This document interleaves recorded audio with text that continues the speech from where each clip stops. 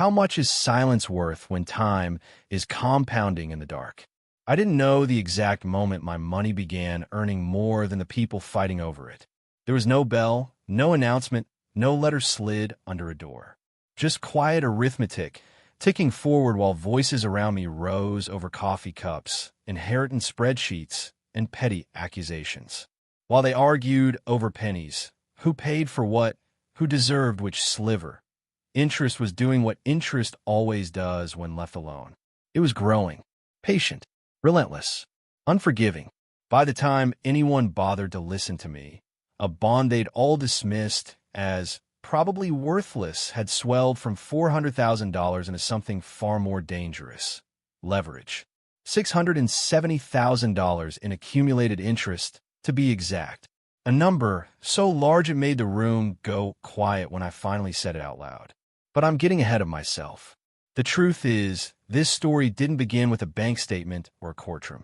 It began with a kitchen table and the sound of knuckles tapping wood over and over, like someone trying to summon authority they no longer had. My brother's voice was sharp that day, clipped by impatience. My sister-in-law kept interrupting. Everyone had an opinion, and none of them had patience. Especially not for me. I remember staring at the grain of the table, tracing the lines like a map, wondering how something so ordinary could host so much ugliness. That's when I realized something that would change everything. People argue loudest when they think the stakes are small.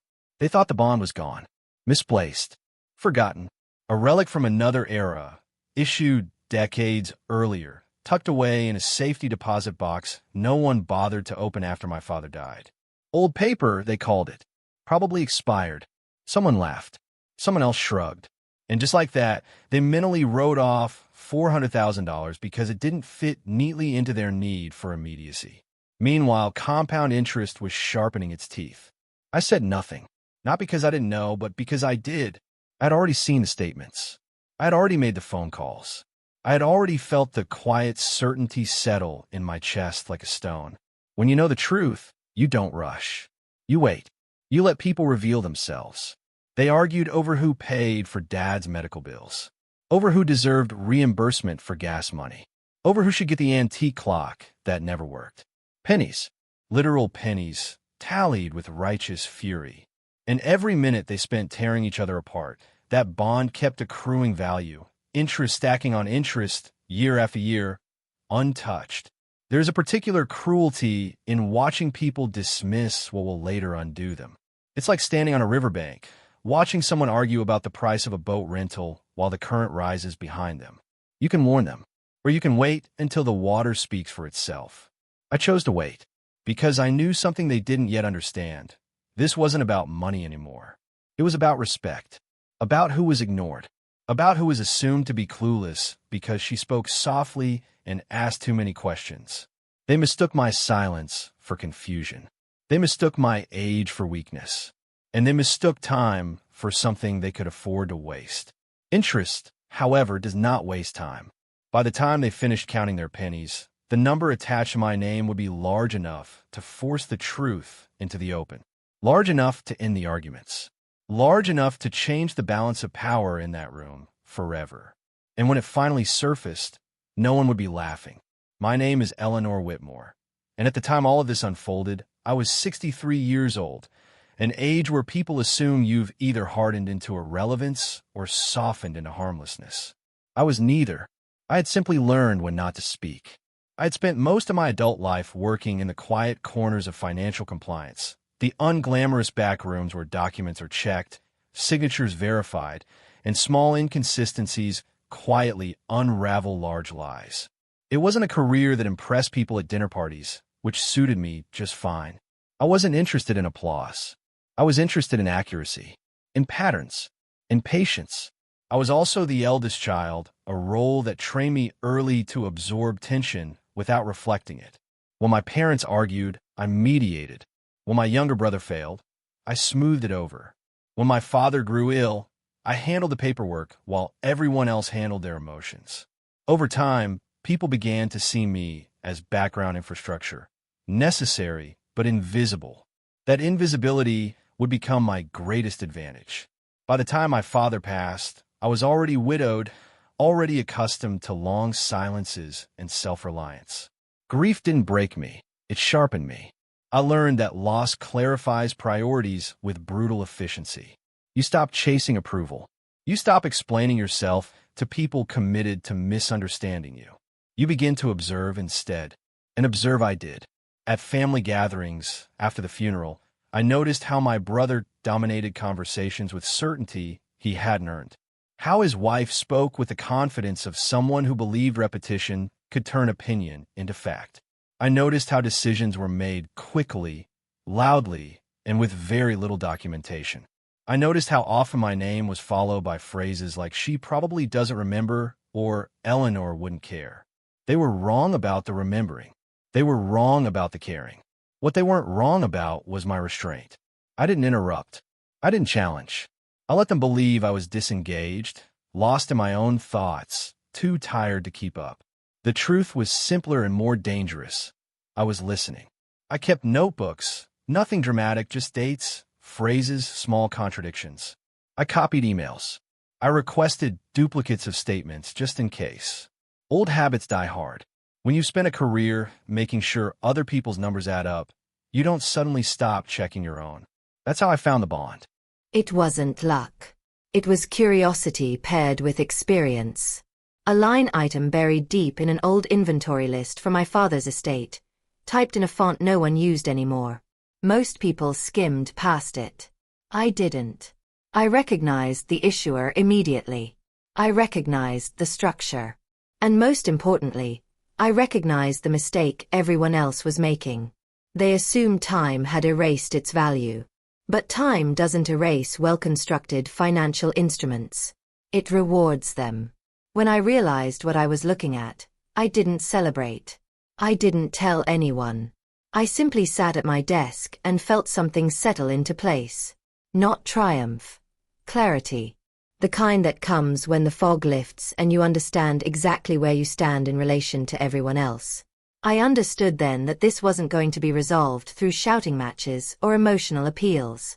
It would be resolved through documentation, timing, and the quiet power of letting people underestimate you until the moment they couldn't afford to anymore. I wasn't angry yet. That would come later. At that stage, I was something far more effective. I was patient. And while they continued to see me as a passive observer in my own family's affairs, I began preparing for a conversation that would change the way they looked at me forever, whether they wanted it to or not. They just didn't know it yet. Families don't fracture all at once. They splinter quietly, along old fault lines everyone pretends not to see. Ours had been doing that for years, long before my father's illness forced us into the same rooms again, long before money gave everyone a reason to keep score. My younger brother, Thomas, had always believed the world owed him a smoother path than it delivered. He wasn't cruel by nature, just perpetually aggrieved. Every success felt overdue to him, every setback, an injustice. When our father was alive, that resentment stayed mostly contained, cushioned by regular advice and occasional bailouts. After the funeral, with no referee left in the room, it spilled freely. His wife, Marjorie, was different. She didn't resent, she calculated. She spoke in the language of fairness while quietly rearranging definitions to suit herself. She framed her demands as efficiency, her impatience as pragmatism. Together, they formed a united front that overwhelmed conversation through sheer momentum. Decisions weren't debated, they were declared. And then there was me. I lived alone by choice, in the same house I'd shared with my husband before cancer narrowed our world down to hospital corridors and whispered goodbyes. I arrived at family meetings with homemade food no one touched and documents no one read. I sat at the edge of tables that grew crowded with opinions but light on facts. In the early days after my father's death, we tried to do things amicably. That word was repeated often, usually right before someone raised their voice. We met to divide personal belongings first: clothes, books, the china no one really wanted until someone else reached for it. Each item became a proxy battle for old slights. Who had helped more? Who had lived closer? Who had sacrificed what? Money entered the conversation later, like a match introduced into a room already heavy with fumes. Thomas insisted we settle accounts quickly. Drag this out and it just costs more, he said, as if speed itself were a virtue. Marjorie nodded along, producing rough spreadsheets that favored convenience over accuracy. When I asked for time to verify numbers, they exchanged looks. The kind that says, "Here we go again." They didn't say I was difficult. They said I was slow. That distinction mattered. Difficult people are opposed. Slow people are ignored. So I was ignored. While they debated reimbursement for groceries and mileage, I watched patterns emerge. I saw how often they rounded in their favor. How often estimates became facts through repetition. How rarely anyone checked source documents. They weren't trying to steal, not consciously. They were doing something more common and more dangerous. They were assuming. They assumed I wouldn't push back. They assumed I didn't understand the instruments my father had accumulated over a lifetime of cautious investing. They assumed urgency justified shortcuts. And perhaps most critically, they assumed everything worth finding had already been found. The bond was never mentioned. Not once. Not in meetings. Not in emails. Not even as a speculative question. It was invisible to them because it required patience to recognize and humility to investigate. Two qualities in short supply. I could have corrected them early. I could have brought it up as a hypothetical, tested the waters. But something in me resisted that urge. I wanted to see how far they would go when they thought the field was clear. As weeks turned into months, the arguments sharpened. Thomas accused me of nitpicking. Marjorie accused me of delaying closure. They spoke about peace while sowing tension, about fairness while pressing advantage. And still, they fought over pennies, over amounts so small they barely justified the emotional cost of the disputes. All the while, that bond sat exactly where it had been, accruing interest with mechanical indifference to family drama. I began to understand that this wasn't just about inheritance. It was about control. About who got to define reality. And in that unspoken struggle, silence became my shield. Because when people show you how they behave when they think you have no leverage, you learn everything you need to know about how they'll react when you finally do. And I was getting closer to that moment every day. Betrayal rarely announces itself with drama. More often, it arrives disguised as practicality. It happened on a Tuesday afternoon, in an email sent with a tone so casual it almost felt rehearsed. Marjorie had drafted a final reconciliation summary, as she called it. A neat little document, attached without ceremony, already labeled final before anyone had agreed it was accurate. In her message, she thanked us for our patience and explained that, to move things forward, they would be distributing funds by the end of the week. By us, she meant them. I opened the attachment slowly, the way you do when you already sense what you're about to find. And there it was, an allocation that quietly shaved tens of thousands of dollars from my share, redistributed under vague headings like administrative adjustments and assumed expenses. Numbers rounded up when they benefited Thomas, rounded down when they didn't. Reimbursements claimed without receipts. Decisions made without consent. And then, buried near the bottom, a single line that made my breath catch. Unrecoverable assets. Written off. No details. No discussion. Just erased. That was the moment I understood this had crossed from negligence into something else. They had decided without consulting me that anything not immediately accessible wasn't worth acknowledging. And more than that, they had used that assumption to justify reallocating funds as if the matter were settled. I called Thomas first. He didn't answer. I called Marjorie. She did. Her voice was smooth, unhurried. When I questioned the numbers, she sighed, not in irritation, but in practiced patience. Eleanor, she said, we can't keep reopening things. At some point, you have to trust the process. Trust. The word landed like an insult. I asked her directly what she meant by unrecoverable assets. There was a pause, just long enough to feel deliberate. Then she said, old instruments. Things Dad probably forgot about. We can't chase ghosts. Ghosts. $400,000, earning interest for decades, dismissed as a haunting inconvenience. When I told her I wasn't comfortable with the write-off, her tone shifted. Still polite, but firmer now. She reminded me that delays cost money, that lawyers get expensive, that my resistance could hurt everyone. There it was, the accusation wrapped in concern. If I didn't comply, I would be the problem. By the end of the call, it was clear they intended to proceed with or without my agreement. The email had never been a proposal. It was a notification. That night, I sat alone at my dining table, the same one where my husband and I had once planned vacations we never took. I laid out the documents I'd been quietly collecting: estate inventories, correspondence, photocopies of statements, my own handwritten notes. I compared their final numbers with the truth. The discrepancy wasn't just financial. It was moral. They had assumed my silence meant consent.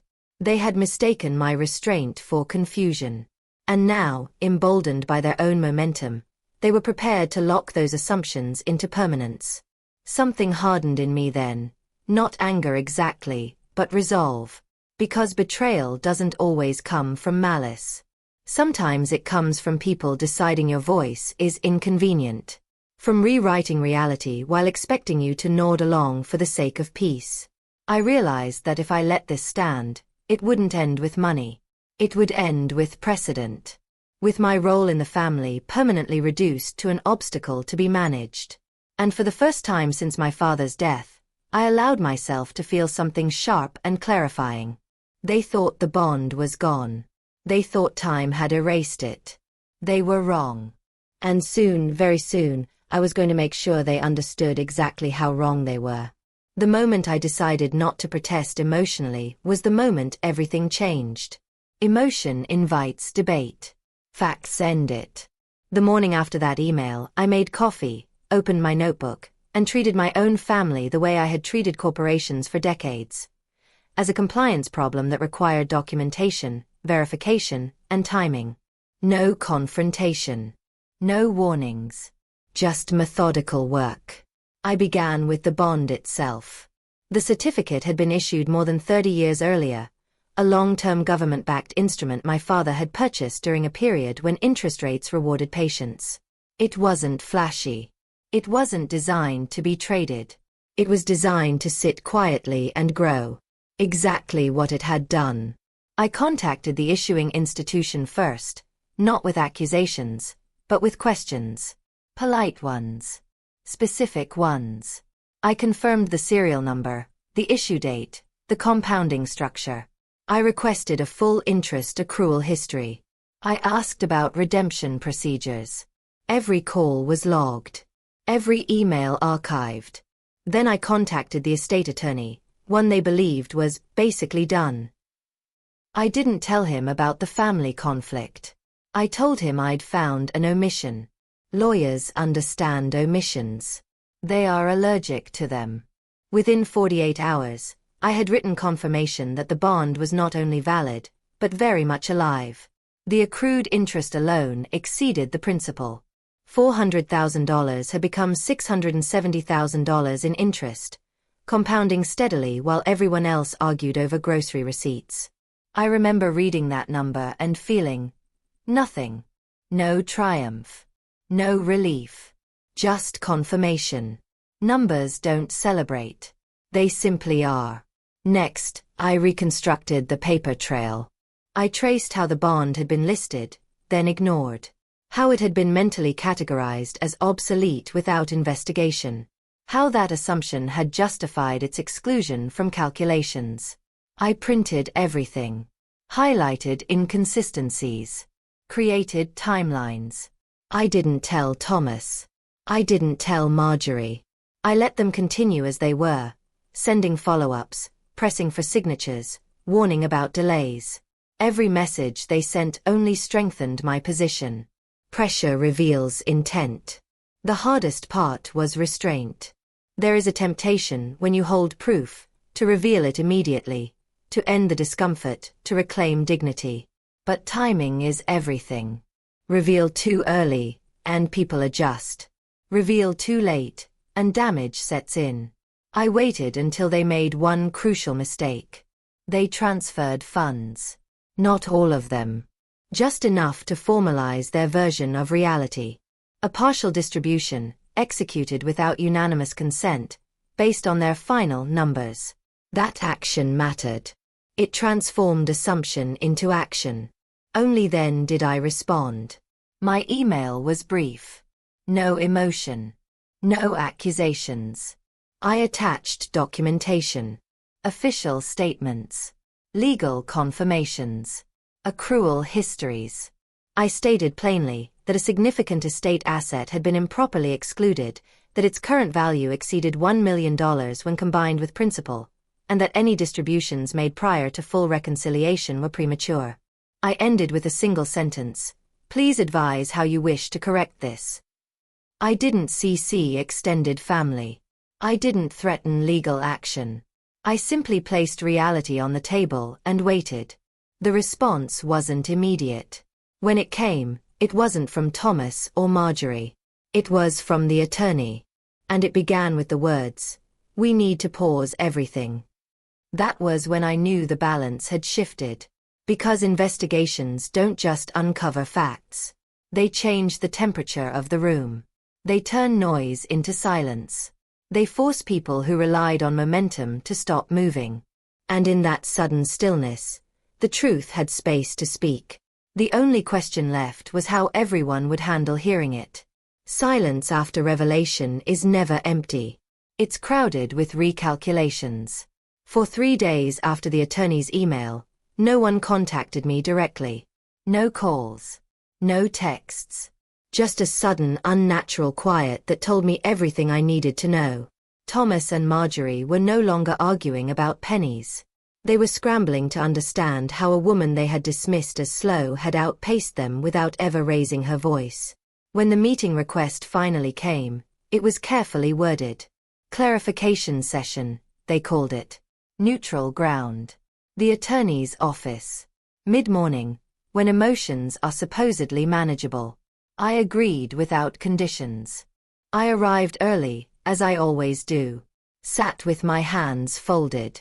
Breathed. I wasn't rehearsing arguments. I already had the truth. I was deciding how to deliver it. When Thomas walked in, he looked smaller somehow. Less certain. Marjorie followed, composed but tight around the eyes. They greeted me politely, the way people do when they're unsure who holds the advantage. The attorney didn't waste time. He summarized the findings, the omission, the implications. He explained in careful legal language that the bond had always been part of the estate, that its exclusion had no basis, and that any distributions made would need to be reversed or adjusted. I watched Thomas's face as the numbers were spoken aloud. 400,000. 670,000 in interest. Over $1 million total. I saw disbelief harden into something like embarrassment. Then Marjorie spoke. She didn't apologize. She reframed. She talked about misunderstandings. About assumptions made in good faith. About urgency. She implied that my silence had contributed to confusion. That if I'd spoken up earlier, this could have been avoided. That was the moment. The turning point isn't always when you confront someone. Sometimes it's when you decide not to accept the story they're offering. I met her gaze and spoke calmly. I didn't raise my voice. I didn't list grievances. I simply stated facts. That the bond had been listed in the inventory. That I had asked for time to verify assets. That I had never agreed to any write-offs. That silence is not consent. I explained that I had remained quiet because I was verifying information. That I believed accuracy mattered more than speed. That I had trusted the process until the process excluded me. The room changed then. The attorney leaned back. Thomas looked at the table. Marjorie stopped speaking. I wasn't angry. That surprised them most of all. Anger would have fit their expectations.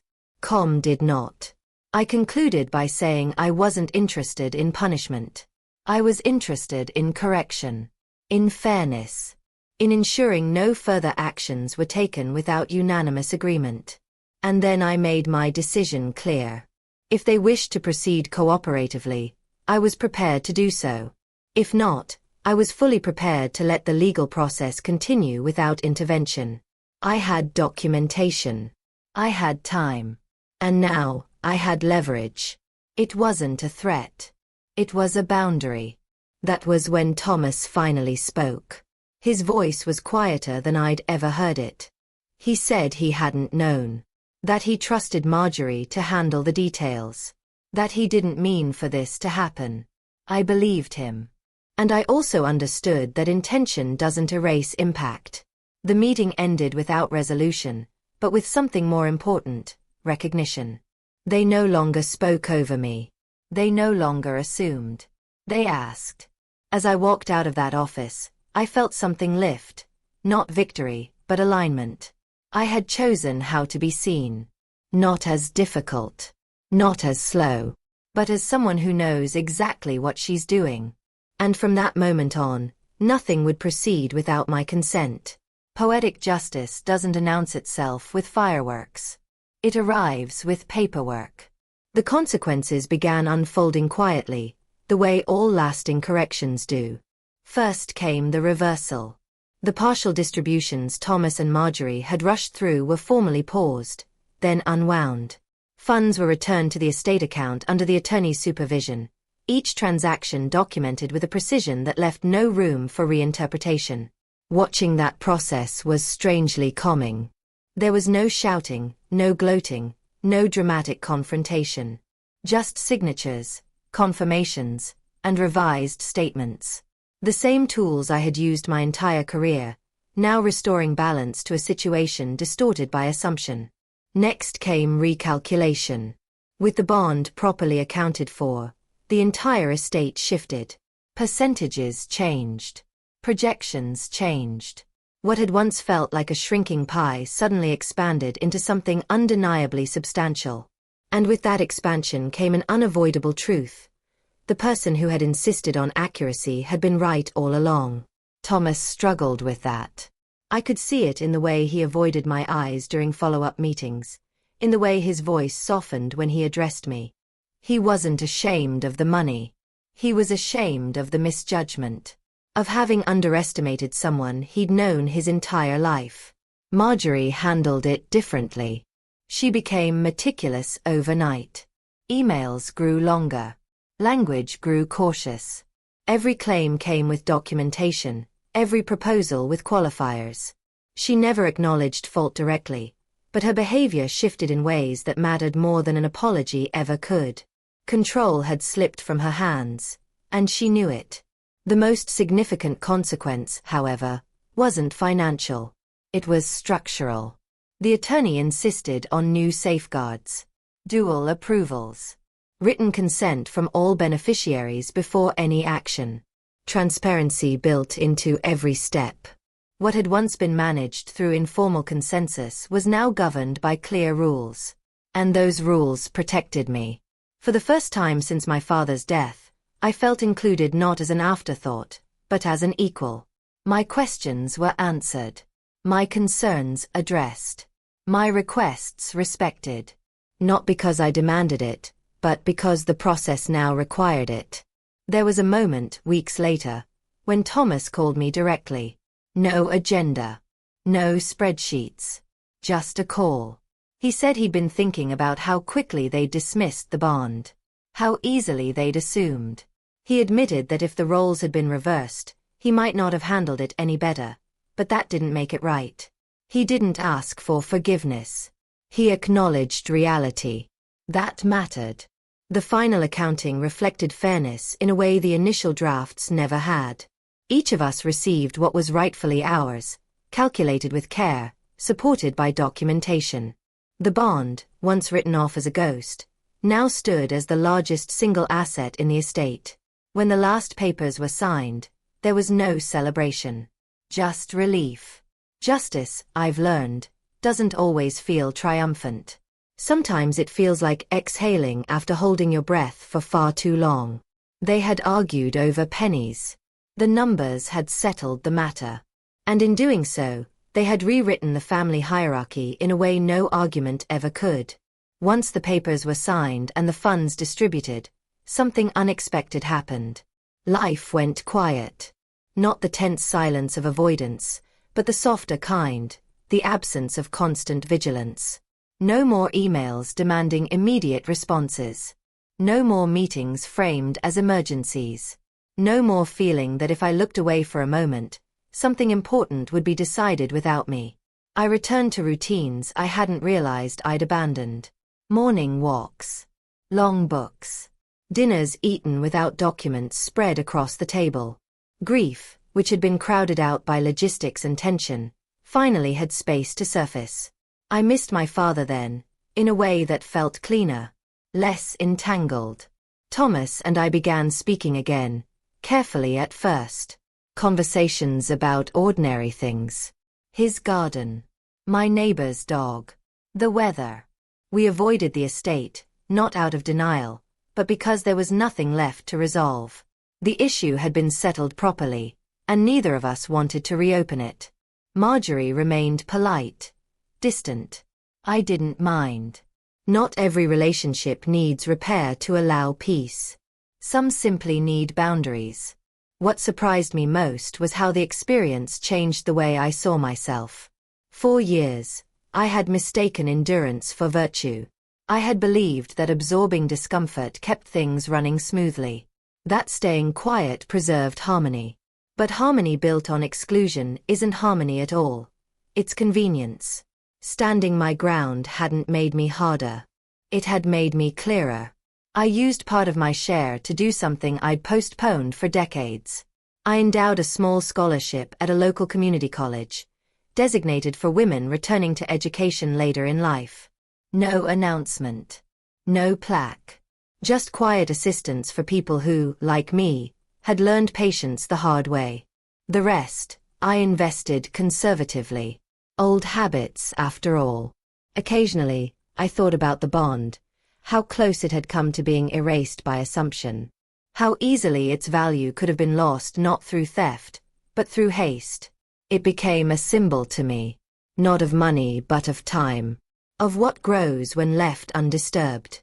Of the danger of dismissing what you don't immediately understand. Family gatherings, when they happened, were different now. Slower. More careful. When I spoke, people listened. Not because I demanded attention, but because experience had taught them the cost of ignoring it. There was no grand reconciliation scene. No tearful apologies. Real life rarely offers those.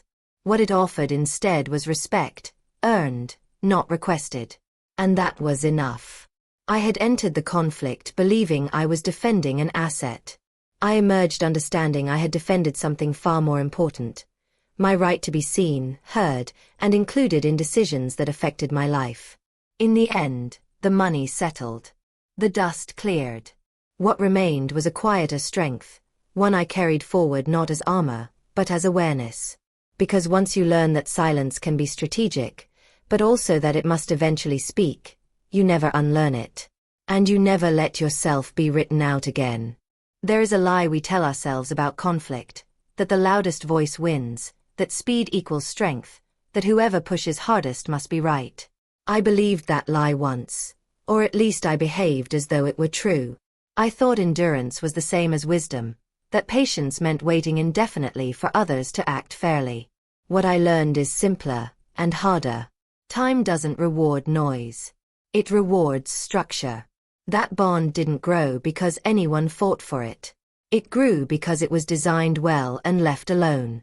Because it followed rules that didn't bend to emotion or urgency. While people argued, while assumptions were made and corners cut, it did exactly what it was meant to do. Quietly, relentlessly, without needing permission. So did I, in my own way. For years, I had been accumulating something too. Not interest, but insight. Experience layered upon experience. The ability to recognize when something was being rushed for the wrong reasons. The discipline to wait until facts could no longer be ignored. Like compound interest, that kind of strength doesn't announce itself early. It surprises people later. The temptation, when you are underestimated, is to rush toward correction, to demand recognition, to prove yourself loudly so you can finally be seen. But proving yourself to people committed to misunderstanding you is wasted energy. The real power comes from preparation. I didn't win because I was smarter than anyone else in that room. I won because I was thorough, because I respected time enough to let it do its work, because I understood that truth doesn't need volume, it needs documentation and the right moment to surface. And perhaps most importantly, I learned that ethical revenge isn't about humiliation or punishment. It's about restoration, about correcting the record, about ensuring the system reflects reality rather than convenience. No one was destroyed by what happened. No one was publicly shamed. But something fundamental shifted. Assumptions were dismantled. Shortcuts were exposed. And respect, real respect, was reintroduced where it had been missing. If there is a lesson worth carrying forward, it's this. Never let yourself be rushed out of accuracy for the sake of someone else's comfort. Never assume your quiet disqualifies you from influence. And never underestimate the power of letting time and truth work together. People will argue over pennies. They always do. But the things that truly change your life, the investments, the boundaries, the self-respect, those grow quietly, while no one is paying attention. Until one day, they're impossible to ignore. And when that day comes, you won't need to raise your voice at all. There is a particular kind of power that only reveals itself after everything else has failed. Not the power of volume or urgency or force, but the power of having been right quietly, for a long time. I used to believe that being reasonable meant being flexible, that keeping the peace required swallowing discomfort, that if I waited long enough, fairness would naturally surface. Those beliefs kept me calm, but they also kept me small. What this experience taught me is that patience without boundaries isn't wisdom. It's permission. The bond didn't survive because anyone protected it. It survived because it was structured correctly and left alone. It followed rules that didn't care about family politics, personalities, or impatience. While people argued over fragments, it compounded in full view of anyone willing to look closely enough. So did the truth. Truth is often mistaken for something fragile, something that needs defending. In reality, it's durable. It can withstand neglect. It can tolerate silence. But it does require one thing, that someone eventually refuses to let it be erased for convenience. For most of my life, I had been that person behind the scenes, checking, verifying, documenting, without expecting recognition. I thought that role ended at work. I didn't realize how much I'd internalized the idea that my voice mattered less in my own family than it did in conference rooms full of strangers. The moment I chose accuracy over approval, everything shifted. I didn't raise my voice. I didn't accuse. I didn't demand apologies. I let the facts arrive fully formed, supported by time and documentation, impossible to wave away.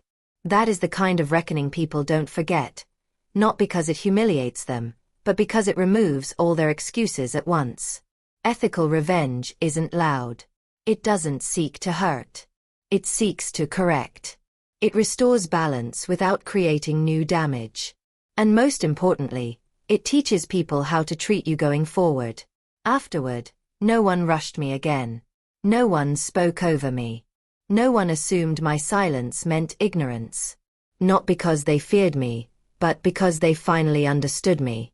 There's a lesson in that for anyone who has ever been underestimated, sidelined, or dismissed as slow simply because they chose not to perform urgency for others' comfort.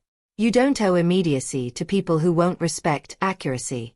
You don't owe explanations to those who benefit from misunderstanding you. And you certainly don't owe your voice to conversations designed to exclude it. Time is not your enemy. When paired with intention, it becomes your ally. It sharpens facts. It compounds preparation. And when the moment comes, it delivers outcomes that noise never could. They argued over pennies because that was all they thought existed. I waited because I knew better. And when the numbers finally spoke, they didn't just settle an estate.